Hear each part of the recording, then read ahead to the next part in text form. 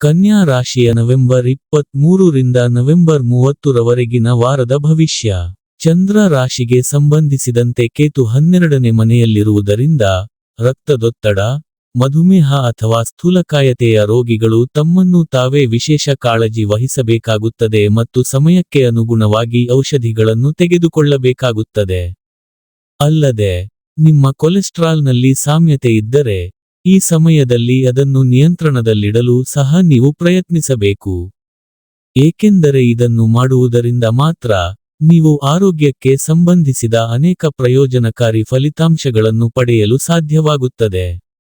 ಚಂದ್ರ ರಾಶಿಗೆ ಸಂಬಂಧಿಸಿದಂತೆ ಗುರು 11ನೇ ಮನೆಯಲ್ಲಿರುವುದರಿಂದ, ಈ ವಾರ ನಿಮ್ಮ ರಾಶಿಚಕ್ರ ಚಿಹ್ನೆಯ ಆರ್ಥಿಕ ಜೀವನವು ಸಾಮಾನ್ಯಕ್ಕಿಂತ ಉತ್ತಮವಾಗಿರುತ್ತದೆ. ಏಕೆಂದರೆ ಒಂದು ಕಡೆ, ಅಲ್ಲಿ ಅನಗತ್ಯ ವೆಚ್ಚಗಳು ನಿಮಗೆ ಸ್ವಲ್ಪ ತೊಂದರೆ ನೀಡುತ್ತವೆ, ಮತ್ತೊಂದೆಡೆ, ಅನೇಕ ಮೂಲಗಳಿಂದ ಹಣವನ್ನು ಪಡೆದ ಕಾರಣ, ನೀವು ಈ ಎಲ್ಲ ಖರ್ಚುಗಳನ್ನು ತೊಡೆದು ಹಾಕುತ್ತೀರಿ.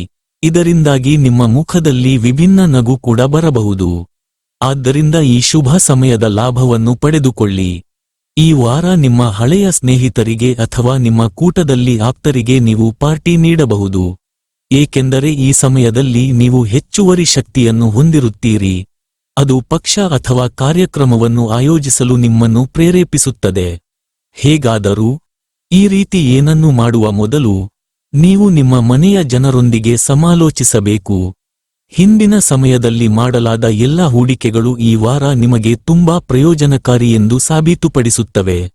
ಆದರೆ ನೀವು ಪಾಲುದಾರಿಕೆಯ ವ್ಯಾಪಾರದಲ್ಲಿ ತೊಡಗಿದ್ದರೆ, ನಿಮ್ಮ ಪಾಲುದಾರರ ವಿರೋಧವನ್ನು ಎದುರಿಸಬೇಕಾಗಬಹುದು. ಈ ಕಾರಣದಿಂದಾಗಿ ಈ ಸಮಯದಲ್ಲಿ ನೀವು ಪಡೆಯಲಾಗುವ ಪ್ರತಿಯೊಂದು ಅವಕಾಶದ ಸರಿಯಾದ ಪ್ರಯೋಜನವನ್ನು ಪಡೆಯುವಲ್ಲೂ ವಂಚಿತರಾಗುವಿರಿ. ಈ ವಾರ ಅನೇಕ ವಿದ್ಯಾರ್ಥಿಗಳು ತಮ್ಮ ಜ್ಞಾನದ ಉತ್ತಮ ಪ್ರದರ್ಶನವನ್ನು ನೀಡುತ್ತಾರೆ.